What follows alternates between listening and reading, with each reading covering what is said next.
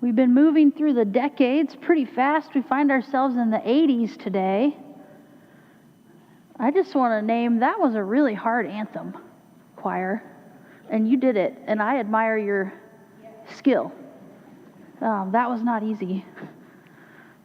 Will you pray with me? Lord, among the words that are spoken, we ask that your word be spoken and heard and received. Amen. Our story today is not very far into Luke's gospel. Chapter 7. Jesus is just getting started. He's really not made that many waves yet. He hasn't been to Jerusalem. He's not made the religious authorities angry. He's still really kind of out in the country. He's grown a following. He's called his disciples. He's been baptized. He's been in the wilderness. He's teaching and healing. But he hasn't maybe fed the multitude or done some of those other things that we're waiting for him to do. It seems like people are catching on to who he is or who he might be. And they're starting to ask questions. And John asks this question. John the Baptist, his cousin, right? Are you the one we've been waiting for? Jesus, are you the one we've been waiting for? John sends messengers. He sends 2 because he's in prison. And so he can't come ask Jesus for himself. So he's got to send his buddies to come find out. Are you the one we've been waiting for? And Jesus gives a very Jesus kind of answer. Don't those just work on you? Those Jesus answers? A roundabout answer. Not straight to the point. Jesus wants you to think about it and ponder and pray. Well, tell them what you've seen. Tell them what I've done. Tell them what you've witnessed. But why does John ask the question at all? I started reading this week and I got angry with John. I can't talk to him, but I got angry with him. Does he not know who Jesus is? If you read Matthew very closely, John has known who Jesus was since John was in the womb of his mother Elizabeth. He leaps inside her womb when Mary gets to Elizabeth and Zachariah's house for a visit. John's known the story. It's been passed down from his father who's made mute, doing his work at the temple with this prophecy about who is coming and what he's to do. Doesn't John know? Doesn't John know the story of the shepherds and the wise men that Luke tells us are all those people that come to pay homage to Jesus? What does he know? Has he forgotten? Hasn't he known his whole life who Jesus is? But Luke's not as clear about what Jesus knows as Matthew is. Luke doesn't lay it out. John doesn't baptize Jesus in Luke's gospel. Does John even know Jesus yet? Well, Matthew says he does, but Luke doesn't really say it that clearly. But surely he's heard about the Lord. But then you stop and think a minute. It's been 30 years since those angels appeared to those shepherds.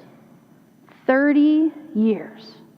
Think about how much life has changed in 30 years. How much you have changed in 30 years. If you haven't been alive that long, just think of a long time that you've been alive. How much have you changed even in a year? Your body, your mind, your spirit, your relationships, your interests, your failures, your successes. Now, we're supposed to be in the 80s this week, but 30 years ago was 1995, so if you'll indulge me. In 1995, if you wanted to watch TV, you turned it on. We turned it on at the console. We didn't have a remote yet. There was no streaming. There was no watch anything you want whenever you want. Binge watching wasn't a thing. Netflix wasn't around yet. It was must-see TV on Thursday night with Seinfeld and Friends and ER. If you wanted to see an animated movie, it was drawn by hand. Over the course of 2 or 3 years, Toy Story came out in 1995. The first one, not the 12th one or whatever one we're on.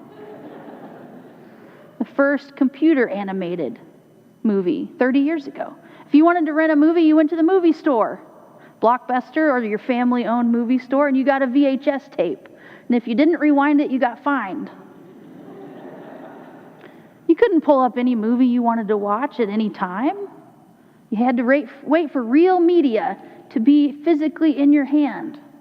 DVDs were invented in 1995, but nobody watched them because DVD players were like $300. If you wanted to listen to music, you went to the record store or the CD store. You shopped at a mall if you lived in the big city. You didn't have Amazon or eBay or Craigslist. They were all invented 30 years ago in 1995. Windows 95 was launched that year. It was supposed to make the computer usable for anyone. And now we all walk around with a supercomputer in our pocket. A lot can change in 30 years. The world can change in 30 years. Since those shepherds had been in that field, a whole generation of people has come and gone. Governments had turned over. I wonder if the world had moved on. Had that appearance in the field become like a fishing story? They exaggerated. That's not really what happened. Surely angels couldn't have shown up in a heavenly host. Was anyone still waiting for the Lord? Would you have been still waiting? Would you have wondered if the story got bigger and bigger and bigger year after year? Are you the one we've been waiting for? There's a subtext to that question. You know what subtext is? It's a communication theory idea. It means that there's an underlying meaning to what is being said. There's what is being said or spoken or written, and then there's the meaning underneath. I first learned about subtext when I went to a really horrible meeting at a church. I had been invited, the text was to come and help a church with their child protection policies. Okay, well, that was part of my job, so I grabbed those folders and we assigned a day on the calendar and I came. Only 20 miles that day. It was a good day. And so I show up to the meeting ready to talk to them about child protection policies. There was a subtext to the meeting nobody told me about. The pastor had 3 children, and 2 of them were in the nursery every Sunday, and those children were escape artists. And they kept breaking out of the nursery and running into the sanctuary during worship to find their dad. Nobody told me that, but they all knew the subtext. What they really wanted me to do was come and talk to the pastor about his unruly children. Now, they were wild and ornery. So I put the policy book aside and instead brokered a conversation between pastor and people. I had figured out the subtext. I think there's a subtext to John's question. What John is really asking, what he's really saying is, Jesus, you're not really what we expected. Jesus, you're not really what we expected. That's the subtext of, are you the one we've been waiting for? Remember, John's in prison. I think what they were expecting was Captain America on a white horse, charging in to save the day. The one who would release the captives. The one who would overthrow the government. A king. I wonder if that's what John was asking. Jesus, you're healing people and taking good news to the poor. Is that all you're going to do? Are you going to lift us out of our oppression? The truth is, Jesus doesn't do that.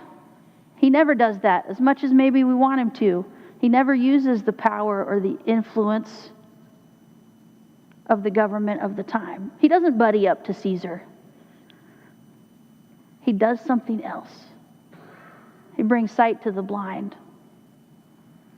He heals the lepers. He sits with sinners. He leads by invitation. I think John might be asking, when is the guy on the white horse coming? Instead, we get the Prince of Peace on a donkey, don't we? I wonder if you're looking for Jesus to show up a certain way. If you expect Jesus to do a certain thing, has Jesus shown up where you expected him to? I wonder where he would show up today. I think he would show up where we should have been all along. I think he would go to the places I'm scared to go. I think he would sit with the people we don't want to sit with. I think he would do the ministry we just don't want to do. But I'm not sure we could predict where he would be. The unexpected. These two disciples, really what they're asked to do is bear witness to John.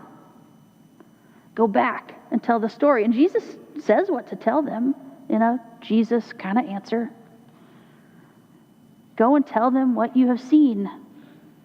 If Jesus has shown up for you, are you bold enough to tell someone? We Are the World was recorded in 1985, not 1995. It featured 45 of the top recording artists at the time. Did you know another 50 were turned down, told they couldn't participate? John Denver said in his book, it broke his heart that he wasn't allowed to record with them. He wasn't cool enough. They started recording at 10:30 at night after the American Music Awards ceremony had gotten over. They snuck everyone into a recording studio in LA. And they put a handwritten sign on a piece of paper on the door. And it said, check your ego at the door. These are the industry's leading recording artists. They're worth millions of dollars. They're treated like kings and queens wherever they go. They get the penthouse suite, top floor. They can go anywhere. They can sit with anyone. They can do anything. Check your ego at the door, they're told. They recorded all night. 3 times people walked out mad because it wasn't going the way they wanted to. They finished at 8 a.m. They had to finish because they knew that group of people would never be together again. They came together to bring good news to the poor, to help end a famine. I invite you to consider the last line of the song. Let's realize that a change can only come when we stand together as one. Let's realize that a change can only come when we stand together as one. When we follow the Jesus that came, not the one we want or the one we wish had come or the one we expected. When we follow that Jesus together, that's when change will come. Amen.